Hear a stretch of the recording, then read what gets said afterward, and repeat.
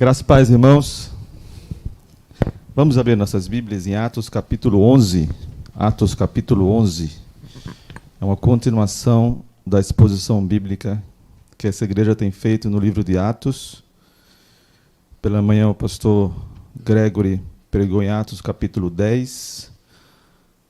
Agora nós vamos ler, não todo o capítulo, mas vamos ler do versículo 1 ao versículo 19. Atos 11, 1 a 19. Eu vou fazer uma leitura corrida, até um pouquinho apressada, para a gente não perder muito tempo e a gente esmiuça um pouquinho esse texto. Diz assim a palavra de Deus, eu estou lendo na versão NVI. Os apóstolos e os irmãos de toda a Judéia ouviram falar que os gentios também haviam recebido a palavra de Deus.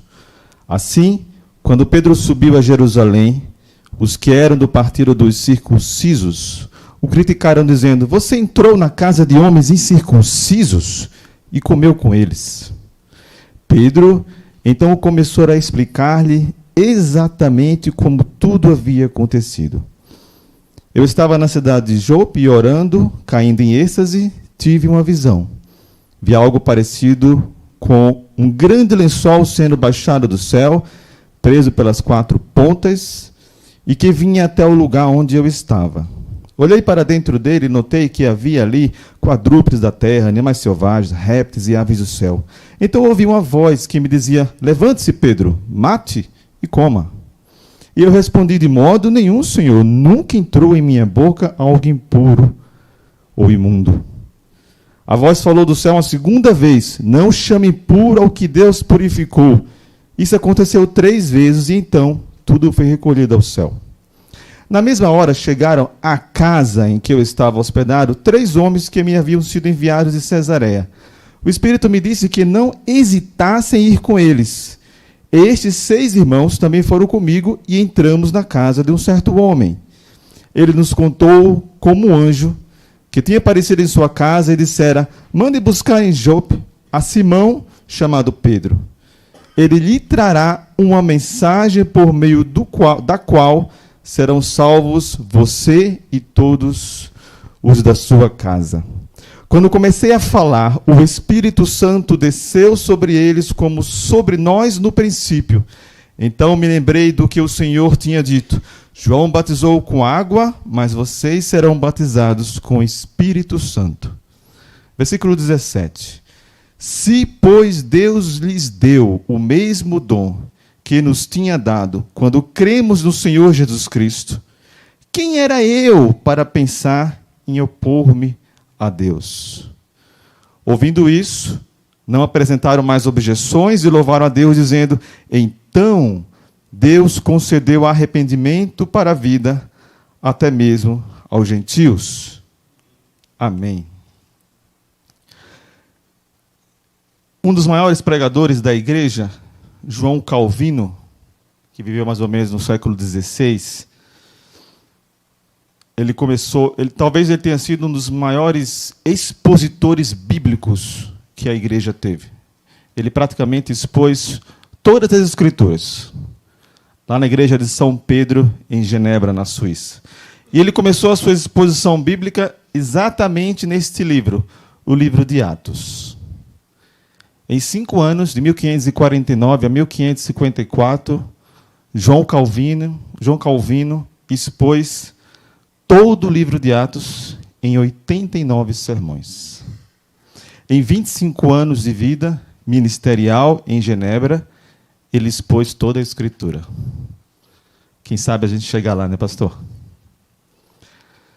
Atos 11, 1 a 18, é uma das passagens mais importantes para nós, a Igreja de Cristo, para nós não judeus ou gentios. O pastor Gregory já tem falado isso pela manhã, mas Atos 10 e Atos 11 representa a virada da chave, a virada do jogo. Atos 11, 1 a 18, mostra a base para o que aconteceu nos versículos seguintes, na perícope seguinte. Se você virar uma página da sua Bíblia, lá no versículo 19, está escrito assim: os que tinham sido dispersos por causa da perseguição desencadeada com a morte de Estevão, chegaram até a Fenícia, Chipre e Antioquia, anunciando a mensagem apenas aos judeus. Alguns deles, todavia, cipriotas, sirineus, foram a Antioquia e começaram a falar também aos gregos, contando-lhes as boas novas a respeito do Senhor. E a mão do Senhor estava com eles, e muitos creram e se converteram ao Senhor. Então, Atos 10 e Atos 11, até o versículo 18, é a preparação para que, finalmente, a igreja de Cristo, os pais da igreja, os nossos primeiros membros da igreja, entendessem que a missão e a salvação, o qual Jesus Cristo cumpriu aqui na terra, não era apenas para os judeus, era para todos. Se eu pudesse dar um título a esta mensagem de hoje, o meu título seria Atos 11, 1 a 18, a tese de Lucas da salvação para todo aquele que crê. Lucas era médico. Como um bom médico, ele poderia fazer uma boa tese, não é verdade? Então, a tese de Lucas, nos capítulos 10 e capítulo 11 de Atos, é provar para os seus leitores, a intenção de Lucas, no capítulo 10 e no capítulo 11, era provar que a salvação que Jesus Cristo proporcionou era para todos, para todo aquele que crê.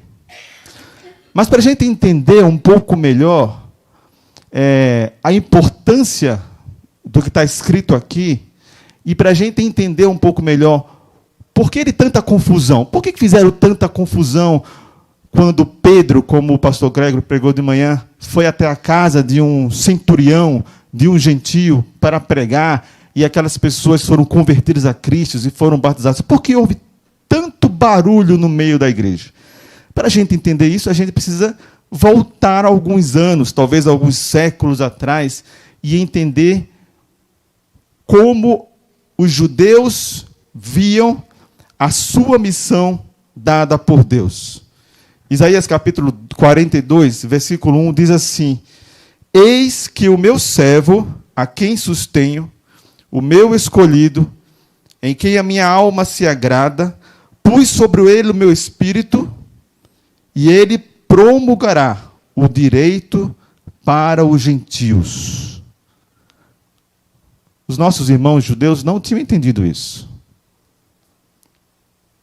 Muito antes disso, ainda na aliança abraâmica, na aliança dada a Jacó, Deus já tinha prometido que através daquele povo seriam benditas todas as famílias da terra. Mas eles não tinham entendido direito isso. Isaías 49, 6 diz assim: sim, ele diz, para você, está falando a respeito de Jesus, é muito pouco ser o meu servo para restaurar as tribos de Jacó e trazer de volta o remanescente de Israel. E aí ele continua dizendo assim: farei também com que você seja uma luz para os gentios, para que você seja a minha salvação até os confins da terra. O que lembra isso para vocês? Esse último trecho, até os confins da terra. Atos 1:8. E sereis minhas testemunhas em Jerusalém, Judeia, Samaria e até os confins da terra. Já estava lá. Já estava escrito. Mas eles não entenderam. E esse forte sentimento de superioridade que os judeus eles criaram em seus corações e em suas mentes, ele foi aumentando cada vez mais. Veja o que diz Paulo em Romanos capítulo 2, versículo 17 a 20. Diz assim, você que se diz judeu, Paulo falando para os judeus, se apoia na lei de Deus, se orgulha no seu relacionamento especial com Ele. Você conhece a vontade de Deus, sabe o que é certo. Paulo está falando para os judeus, para os seus irmãos, para os seus compatriotas judeus. Você sabe o que é certo porque foi instruído na lei. Você está convencido que é guia para os cegos, que é luz para os que estão perdidos na escuridão. Aí você vai falando, você tem que imaginar Paulo falando isso e um judeu ouvindo. E Paulo vai falando essas coisas, o judeu vai ouvindo e o judeu vai inflando. Ele vai inflando. Eu sou luz para os que estão perdidos na escuridão. Você que considera capaz de instruir os ignorantes, sim, eu sou capaz de instruir os ignorantes. E ensinar os caminhos de Deus às crianças, sim, é isso mesmo, eu sou isso. Imagine os judeus fazendo isso. Está certo de que a lei de Deus lhe dá pleno conhecimento e verdade. Era assim que Paulo descrevia os seus próprios irmãos judeus.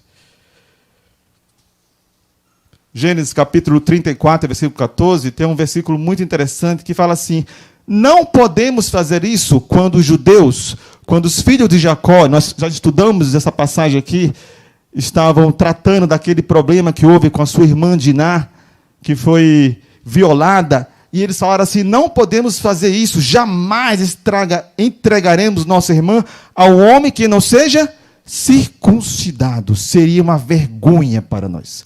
Os judeus se orgulhavam, porque eles eram povo da circuncisão, a marca de Deus, a circuncisão. Eles batiam no peito e falavam: eu sou da circuncisão.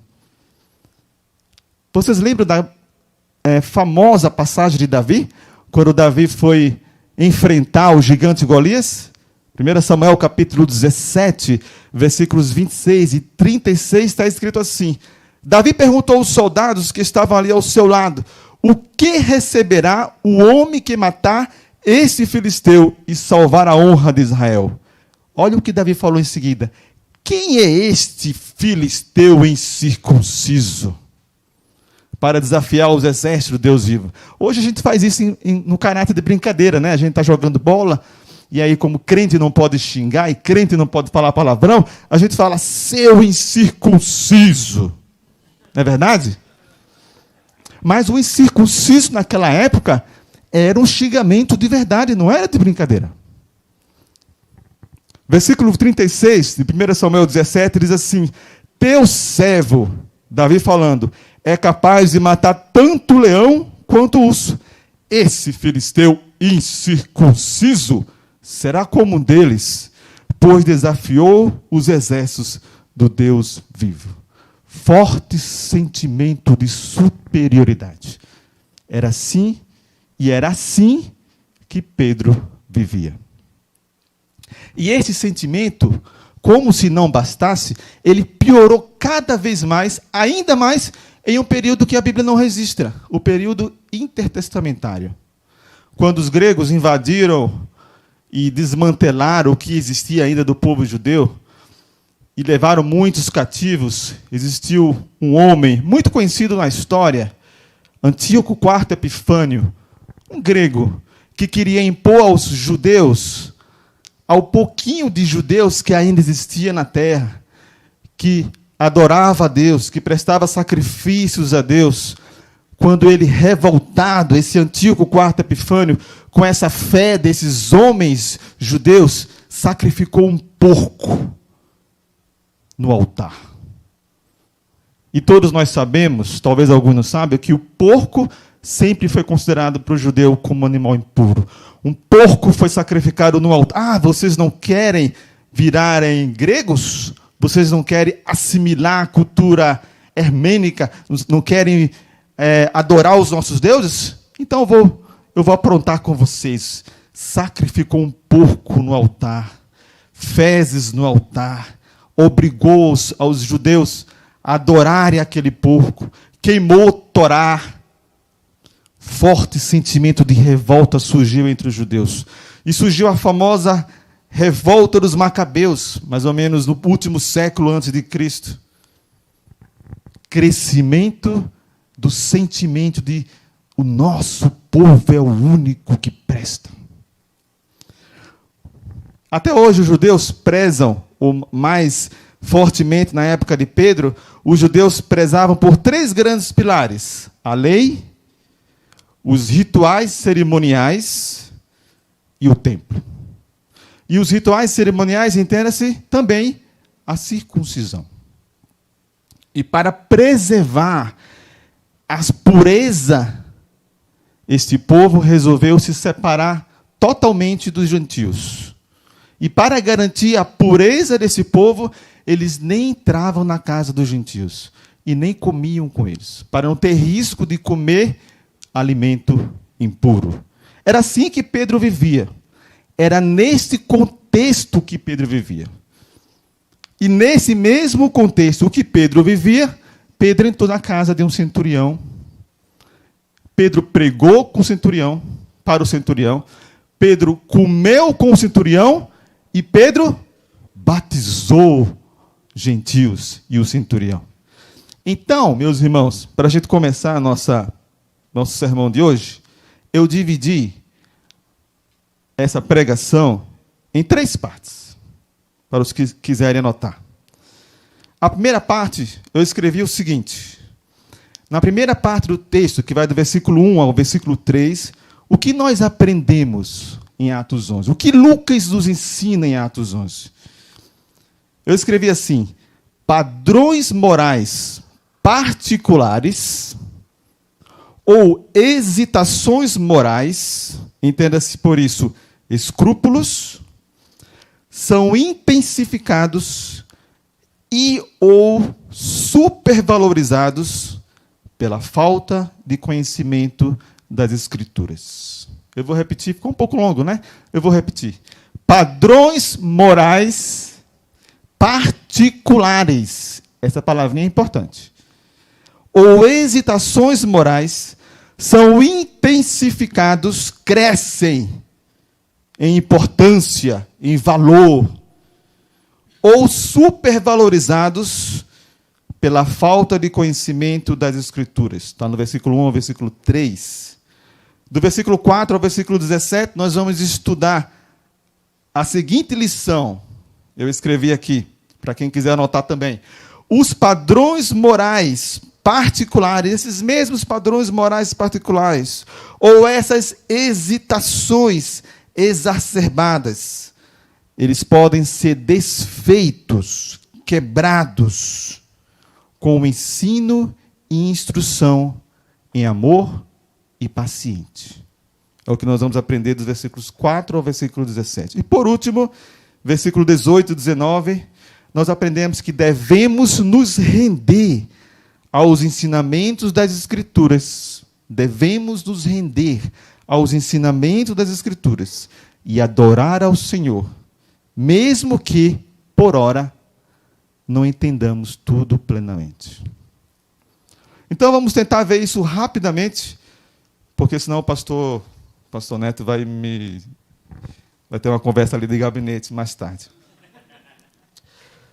Versículo 1 ao versículo 3 diz assim: os apóstolos e irmãos de toda a Judeia ouviram falar que os gentios haviam recebido a palavra de Deus. Eles ouviram falar que os gentios tinham recebido a palavra de Deus. Atente para o que Lucas fala. Assim, quando Pedro subiu a Jerusalém, os que eram do partido dos circuncisos o criticaram. Você entrou na casa de homens incircuncisos e comeu com eles. O original aqui, talvez esse texto, não, do jeito que está escrito aqui, não mostre a intensidade do que está escrito aqui. Mas no original, esse questionário quer dizer assim, pegou Pedro, colocou contra a parede e falou: Pedro, você é dos nossos ou você não é dos nossos? Que conversa é essa? Que você foi para a casa dos gentios e entrou na casa dos gentios. Perceba no texto aqui que Pedro foi acusado de 2 coisas. Olha o que está escrito no versículo 3. São 2 verbos. Você entrou na casa dos gentios. O judeu podia entrar na casa do gentio? Não. Você comeu com os gentios. O judeu poderia comer com os gentios? Não. Pedro foi acusado de entrar na casa dos gentios e comer com os gentios. Mas aí, quando eu estava estudando esse texto, me deu um nó na cabeça. Mas peraí, tem uma coisa que não tá certa nesse texto. Porque Pedro entrou na casa dos gentios, Pedro comeu com os gentios, mas Pedro foi embora, só fez isso? Não. Pedro entrou na casa dos gentios, Pedro comeu com os gentios, Pedro pregou para os gentios e batizou os gentios. Mas perceba que aqui os acusadores de Pedro, da igreja de Jerusalém, esqueceram o restante do que Pedro fez. A acusação foi que Pedro entrou na casa dos gentios e comeu com os gentios. Mas por que eles não acusaram Pedro de batizar os gentios? Pedro, você batizou os gentios? O que é mais grave? Comer na casa do gentio? Sentar com o gentio? Ou batizar o gentio?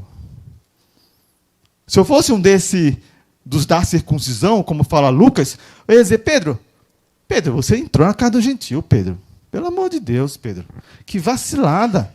Pedro, você sentou na mesma cadeira do gentio.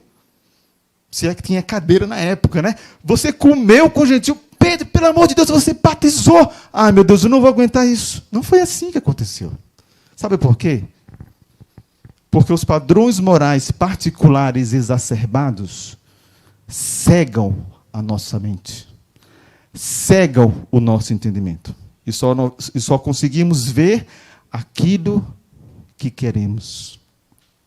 Os judeus de Jerusalém, especialmente esses da circuncisão, eles não se atentaram para as maravilhas, para o Pentecostes gentílico que aconteceu em Atos 10. Eles não se atentaram para isso.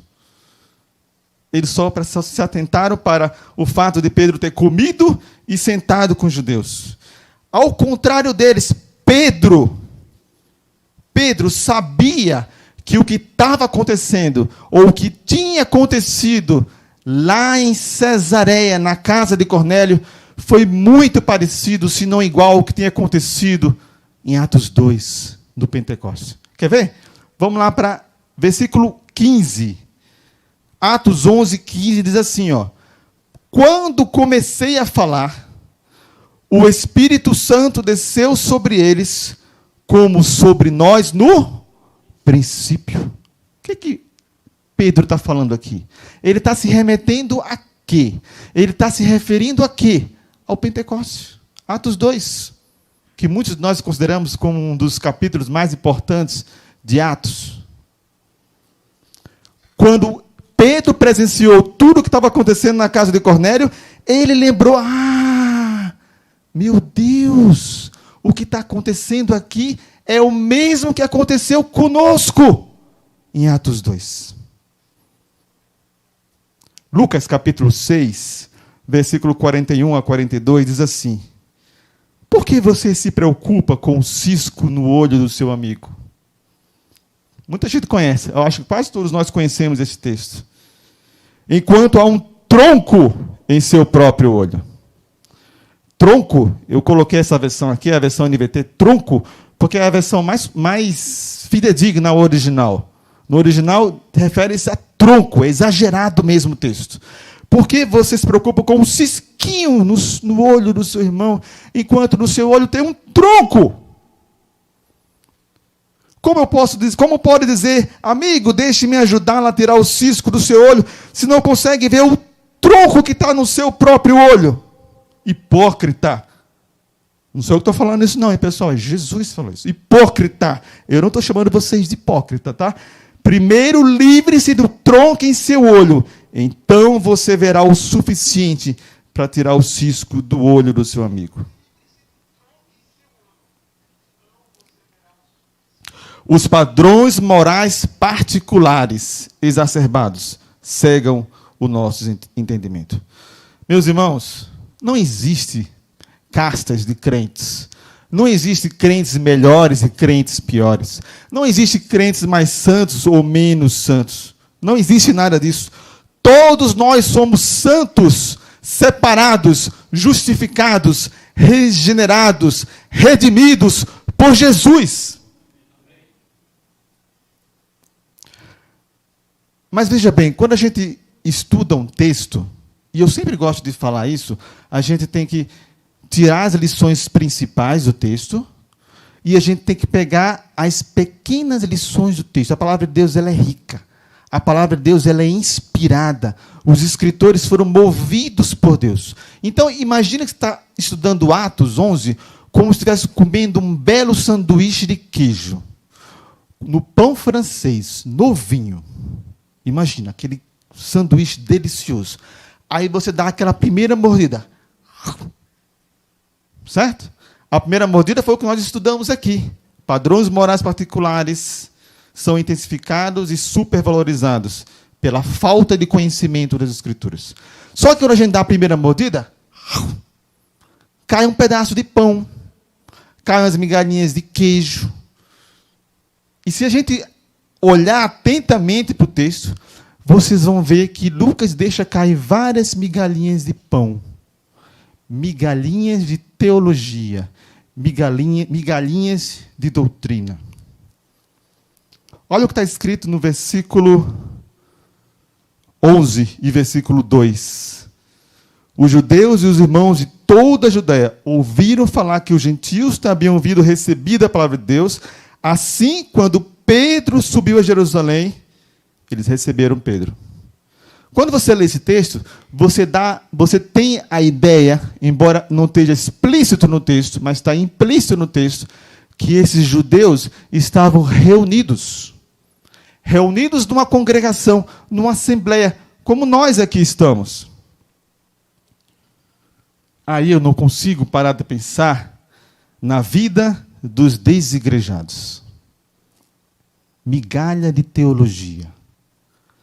E qual o problema dos desigrejados? Em 2010, saiu um estudo no IBGE que dizia que nós, cristãos evangélicos, éramos cerca de 40 milhões no Brasil.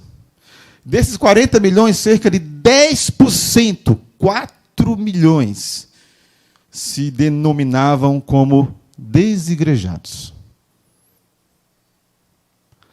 Quando eu era criança, era muito comum eu ouvir falar em católicos praticantes e católicos de senso. Mas crente praticante, crente de senso, é novo para mim. 4 milhões de desigrejados.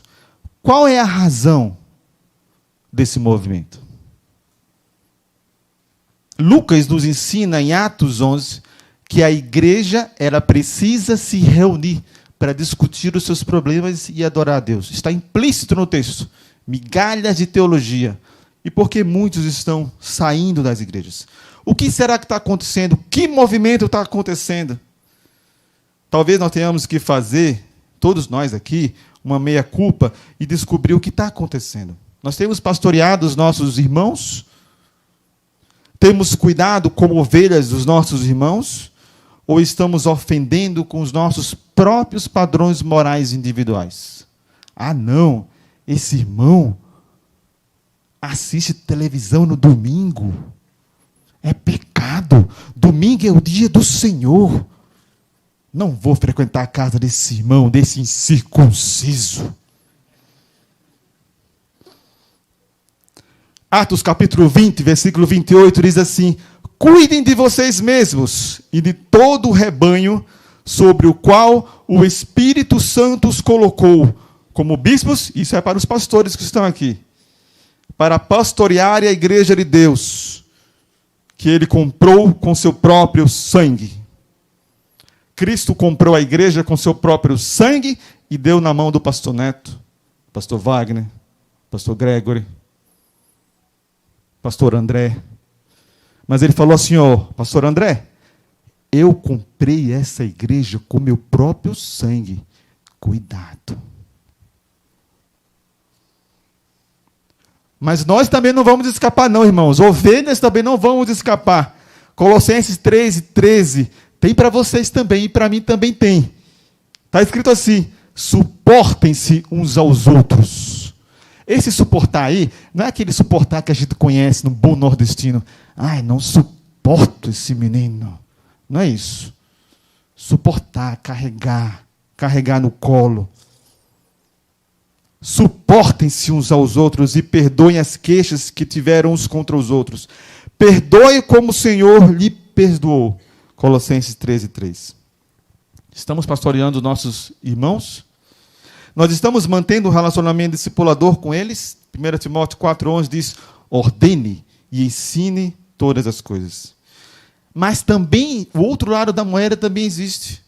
Estamos exortando e alertando sobre a necessidade que nós temos de congregar? É impossível ser igreja sem congregar. E talvez a passagem mais clara que fale sobre isso é Hebreus 10. Diz assim: pensemos em como motivar uns aos outros na prática do amor e das boas obras. Hebreus 10, 24 e 25. E não deixemos de nos reunir, como fazem alguns, mas encorajemo-nos mutuamente, sobretudo agora que o dia está próximo. Precisamos fazer uma meia-culpa em relação a isso. Mas dos versículos 4 ao versículo 17, nós aprendemos que esses padrões morais particulares, que muitas vezes afastam nossos irmãos queridos da igreja, infelizmente, eles podem ser desfeitos, destituídos, diluídos, mudados com o ensino e instrução em amor e paciência. Eu não vou ler o versículo 4 a 17, porque é uma repetição do que está em Atos 10, mas lá Pedro, pacientemente, o começo do versículo 4 diz assim: Pedro então começou a explicar-lhe exatamente como tudo havia acontecido. Pedro, como apóstolo, alguns o chamam de o Papa, ou o primeiro Papa, ele poderia falar: quem são vocês para me questionar? Não. Pacientemente, com amor, com humildade. Paulo: não, meus irmãos, vocês entenderam tudo errado. Eu também tinha entendido tudo errado. Eu vou explicar para vocês tudo o que aconteceu nos mínimos detalhes. Foi isso que Pedro fez. Teve paciência e amor para ensinar.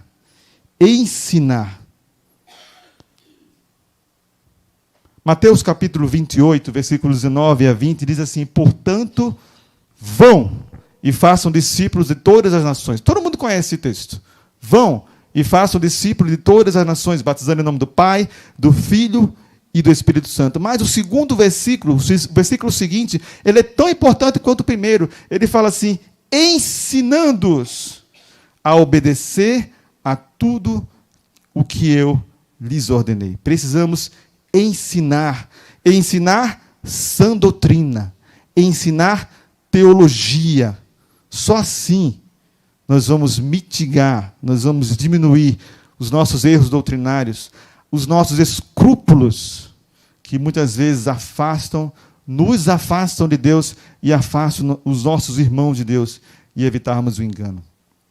Só esse ensino bíblico das doutrinas vai fazer que nós tenhamos intimidade com Deus. Mas tem uma coisa muito curiosa aqui nesse texto.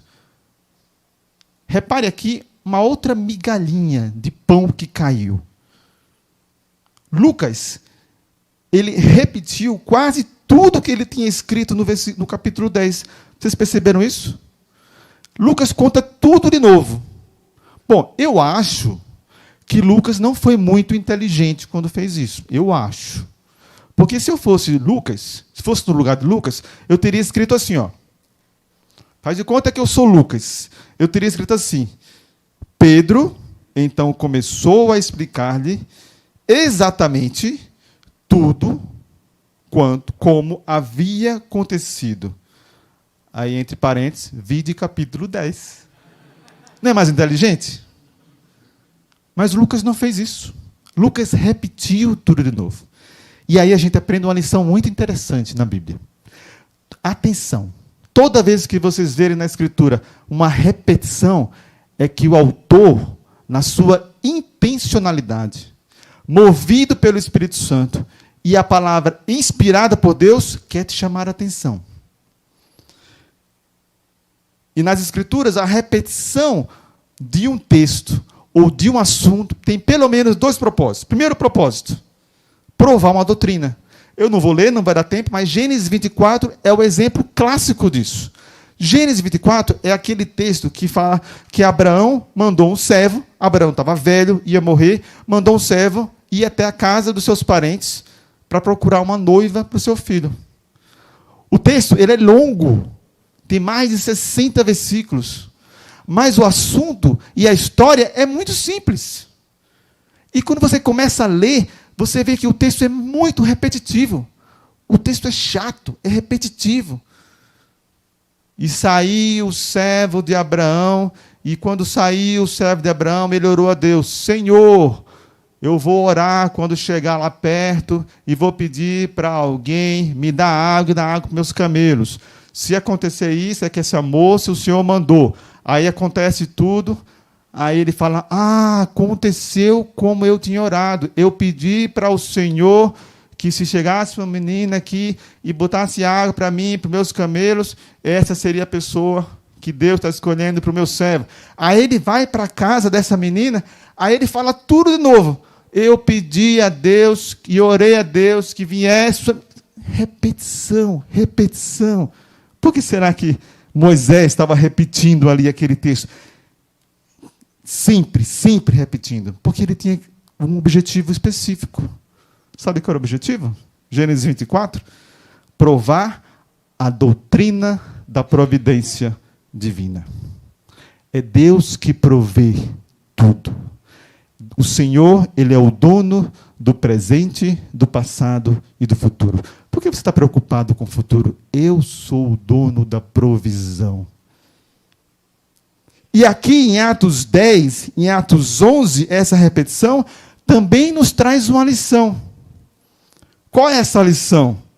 O objetivo de Lucas aqui, do autor, é dar ênfase a uma doutrina, teologia. E que doutrina é essa? A doutrina da salvação para todos os povos. Não existe pessoas mais santas ou superiores. Era isso que Lucas queria enfatizar aqui. Isso foi muito importante para os judeus. Como assim?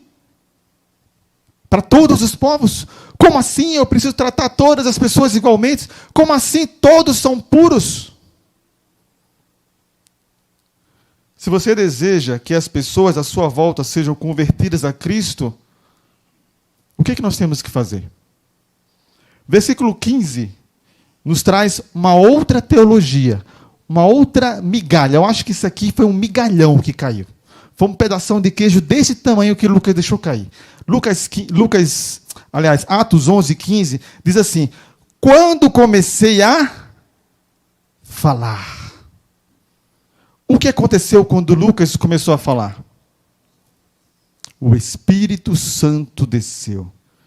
Você quer que seus parentes, seu pai, seu irmão, seu esposo, seu amigo, seu chefe de trabalho, seja convertido a Cristo? Pregue a palavra. Fale. Você quer que as pessoas à sua volta sejam convertidas a Cristo? Fale. Falar o quê, Jardel? Falar: meu irmão, Jesus te ama. Aí você fica assim: Jesus te ama. Não. Falar: Deus tem uma promessa para você, 1000 cairão ao teu lado, 10.000 à tua direita, mas tu não serás atingido. Não é isso, não. É falar: você é pecador, mas Jesus veio para a terra para morrer na cruz por você. Você precisa se arrepender dos seus pecados. Você precisa reconhecer que Jesus Cristo é o nosso único Deus. Ele é Deus, Ele morreu na cruz por você. Ele quer te salvar, mas você precisa reconhecer os seus erros. Pregue a palavra. Não existe outra maneira de conversão se não for através da pregação da palavra. Precisamos dar exemplo? Sim. Precisamos, com as nossas atitudes, com as nossas ações, com o nosso modo de agir, de falar, de olhar, dar exemplo? Sim, mas Deus escolheu que os homens fossem convertidos a Cristo através da pregação da palavra. Romanos 10, versículos 14 e 17, diz assim, um versículo muito conhecido, um texto muito conhecido. Como, pois, invocarão aquele em que não creram? Como crerão naquele de quem não ouviram falar? Como ouvirão? Como ouvirão se não há quem pregue? Como você quer que seu pai se converta se você não prega? Como você quer que o seu filho volte para a igreja se você não prega? É claro que é Deus que vai fazer, mas a ordem de Deus foi: pregue, fale, mas ele não me escuta. Fale, continue falando, eu não mandei parar. Versículo 17 diz assim: consequentemente, se você pregar, e se Deus quiser, consequentemente, a fé vem pelo ouvir, e o ouvir da palavra de Deus. Aleluia. Gotas de teologia, migalhas de teologia.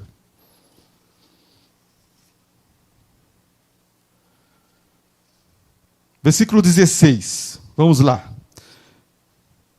Lucas escreve assim, que Pedro falou: então me lembrei do que o Senhor tinha dito. Depois que Pedro pregou que o Pentecostes gentílico aconteceu, Pedro lembrou-se das palavras do seu mestre Jesus. Então me lembrei do que o Senhor tinha dito. João batizou com água, mas vocês serão batizados com o Espírito Santo. Pedro lembrou-se disso. Agora a ficha caiu. Agora eu entendi. Quando Jesus estava falando sobre isso, ele não estava falando só sobre a gente, estava falando sobre todo mundo. Pedro confirmou a veracidade de tudo aquilo que estava acontecendo. Como? Com a própria palavra. E aí nós temos uma outra migalha de teologia que nos ensina. Sabe como nós reconhecemos se um fenômeno que está acontecendo dentro da igreja, ou se um ensinamento que está sendo falado, ensinado, pregado dentro da igreja, ele é de Deus? Sabe como? Tendo uma visão, meu Deus do céu, é de Deus. Não. Checando na palavra. Atos 17, 11 é bem didático. Diz assim: os bereanos eram mais nobres do que os tessalonicenses, pois receberam a mensagem com grande interesse. Paulo estava pregando, e os bereanos estavam ouvindo e estavam interessados no assunto. Mas eles não só ficaram interessados no assunto e ficou por isso mesmo. Sabe o que eles fizeram? Examinando todos os dias as Escrituras, para ver se tudo era assim mesmo. Sabe o que isso nos ensina? Que nós precisamos estudar a palavra de Deus. Se a gente quiser reconhecer se o Espírito é de Deus, ou se não é de Deus, como fala 1 João, estude a palavra de Deus. Paulo traz muitas outras recomendações que eu não vou falar aqui, mas só a título de deixar registrado para vocês que querem estudar a palavra de Deus. Romanos 14, versículos 1 a 23, todo o capítulo do Romanos 14, talvez seja a passagem mais clara que fala sobre a questão dos escrúpulos que Lucas está tratando aqui. E Paulo fala assim, olha, não tem problema nenhum em comer carne. Paulo está tratando do problema da carne. Muitos irmãos da igreja não queriam comer a carne, porque aquela carne que estava no açougue, antes, tinha sido oferecido para ídolos. E Paulo, tratando dessas questões secundárias, Paulo, nas suas instruções, em Romanos 14, fala assim, não tem problema em comer carne. Mas tem irmãos que são mais débeis na fé. Ele usa esse termo, débeis na fé, fracos na fé. E o termo fracos na fé aí não é que não tem fé, ou que não é crente. Eles são crentes, mas eles são mais inseguros, talvez. Imaturos, talvez. Se o teu irmão não come carne, e você acha que não tem problema comer carne, tudo bem. Mas não vá na casa do teu irmão e fazer um churrasco lá para escandalizar o teu irmão. Foi isso que Paulo falou. E ele nos ensina que nós devemos orientar pacientemente os que não são fracos na fé. Não devemos escandalizá-los. Temos que pacientemente mostrar para os nossos irmãos que essa e essa e essa é a verdade. E prezar pela comunhão entre os irmãos. Mas aí nós vamos para o nosso último ponto, que é o terceiro item, do versículo 18 ao versículo 19. Onde eu escrevi aqui: devemos nos render aos ensinamentos das Escrituras e adorar o Senhor, mesmo que por ora não entendamos tudo plenamente. Aqueles homens não tinham entendido tudo plenamente. Eles questionaram a Paulo, porque nos seus próprios escrúpulos, aquilo que Paulo tinha feito era um erro tremendo, um erro gravíssimo. Mas quando eles entenderam, o versículo 18 e 19, eles adoraram a Deus. Olha o que está escrito no versículo 18 e 19. Aliás, só o versículo 18. Ouvindo isto, não apresentaram mais objeções e louvaram a Deus, dizendo: então Deus concedeu arrependimento para a vida, até mesmo aos gentios. Após esses homens serem pacientemente instruídos por Deus, por Pedro, e depois pelos outros apóstolos, por Paulo, esses judeus apaziguaram o coração e glorificaram a Deus. Isso nos traz uma lição tremenda, meus irmãos.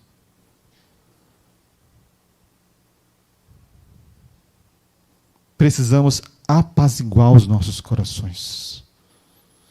Eu lembro que na época das eleições para presidente da República, muitos irmãos brigaram, porque pensavam coisas diferentes.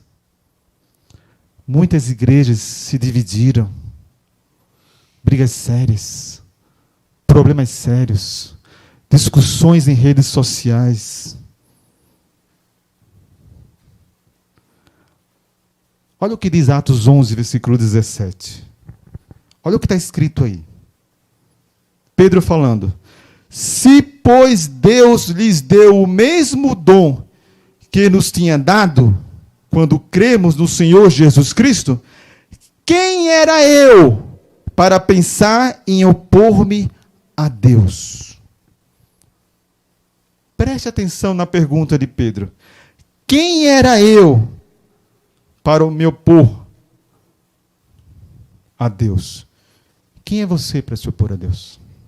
Quem somos nós para nos opormos a Deus? Lá em Levítico 10, tem uma passagem muito interessante.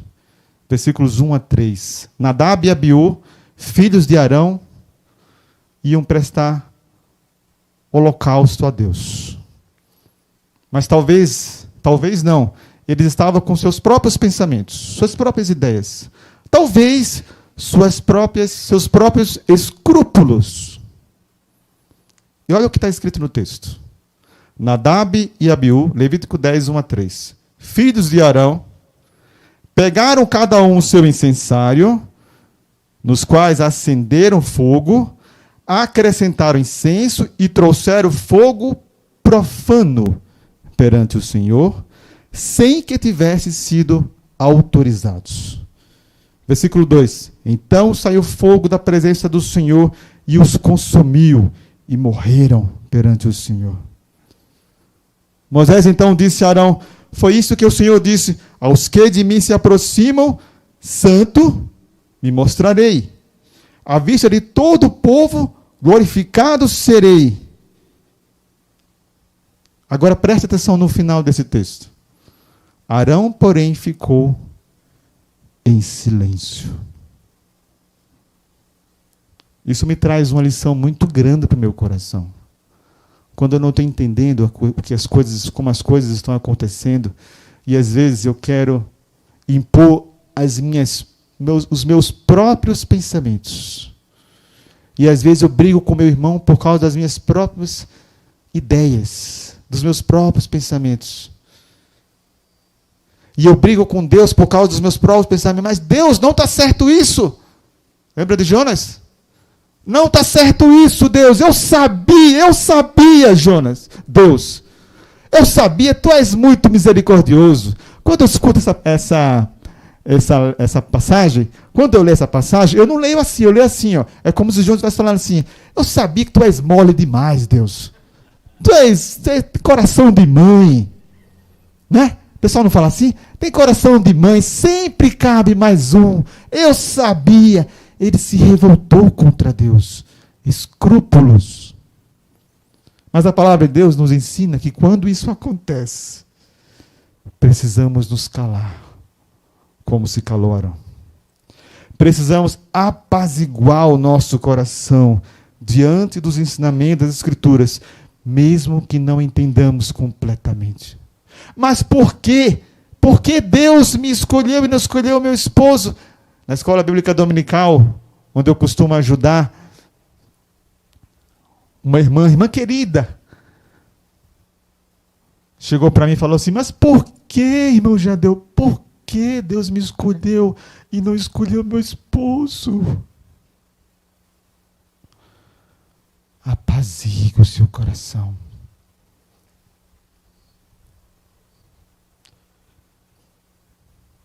Silencie o seu coração e adore a Deus. Mas antes de terminar a minha mensagem de hoje, eu não poderia deixar de transmitir uma rápida mensagem em caráter de exortação para aqueles que não são crentes em Cristo Jesus, para aqueles que não são filhos de Deus, para aqueles que não professam a sua fé em Cristo Jesus. Todos sabem que nós vivemos num mundo anticristão. Nós não vivemos num mundo antirreligioso. Não. Nós não vivemos num mundo anticristão. Que religião é a sua? Ah, é X. Ah, não, tá tudo bem.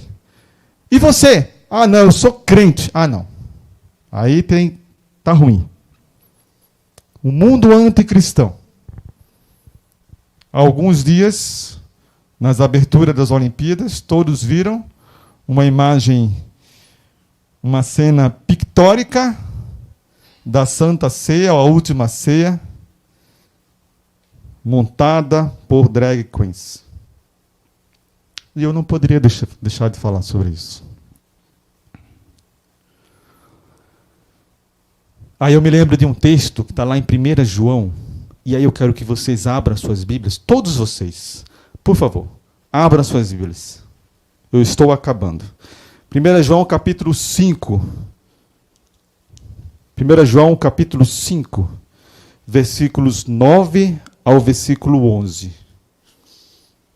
1 João capítulo 5, versículos 9 ao versículo 11. Está escrito assim a palavra de Deus: nós aceitamos o testemunho dos homens. Aceitamos o testemunho dos homens? Sim. Alguém chega aqui e dá um testemunho, fala uma palavra e as pessoas aceitam. Muito bem. Amém.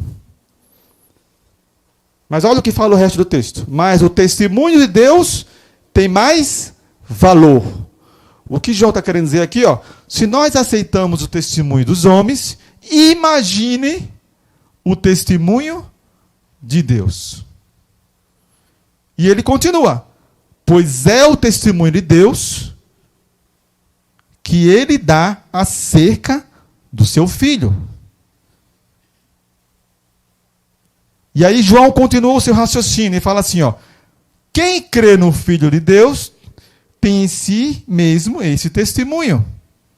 Agora olha o que está escrito no texto seguinte: mas quem não crê em Deus o faz mentiroso, porque não crê no testemunho de Deus e que Deus dá acerca do seu Filho. E que testemunho é esse? Deus nos deu a vida eterna e essa vida está em seu Filho. Uma mensagem para aquelas pessoas que dizem não para Deus. Que falam assim, não, nós estamos vivendo uma outra era. Numa era pós-cristã. Quem falou que Jesus Cristo condenava pessoas homossexuais, condenava os atos homossexuais, condenava os ladrões? Quem falou isso? Foi a igreja primitiva que impôs isso para vocês. Vocês estão presos em normas. Não tem esse negócio de crer em Jesus, não. Cada um siga a sua fé. Sabe o que a palavra de Deus fala sobre isso? Quem não crê em Deus, o faz mentiroso. Sabe o que você está fazendo quando você diz assim, eu não quero essa palavra, eu rejeito essa palavra, não quero ser crente agora, deixa talvez para quando eu estiver velho. Você está fazendo Deus um mentiroso. Não sou eu que estou dizendo. Está escrito aqui.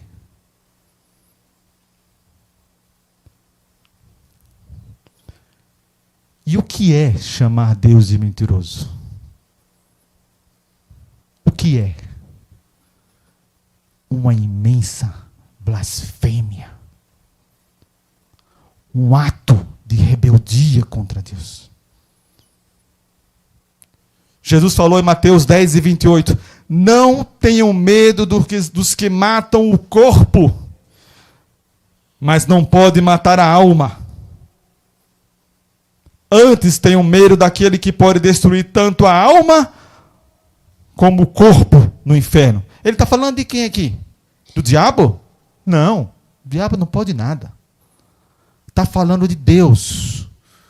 Vocês têm medo daquele que pode matar o corpo? Doenças.